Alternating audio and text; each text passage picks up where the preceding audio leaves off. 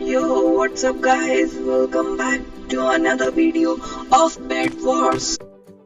So in today's video, I am going to tell you how to improve your PvP through Joystick. So let's begin.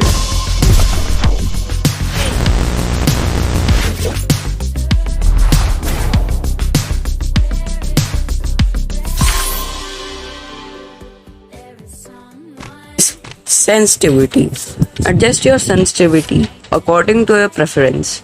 Basically, I recommend between 3 to 4 sensitivity is okay for PvP fight, bridging, etc.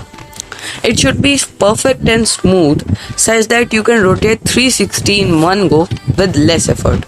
You can do and check your sensitivity by rotating 360 degree with ease and doing bridges like this. Basically, it should be in your preference while you are using joystick. Second is to practice to rotate your joystick like this, as you can see in your screen, and when you master it, do it along with jump and rotating your screen, as because in PvP we need all three steps while we are using joystick. While in D-pad it's easy to do, but in joystick it's somewhat hard but not impossible. We can do it. Third, use practice, aiming practice like this.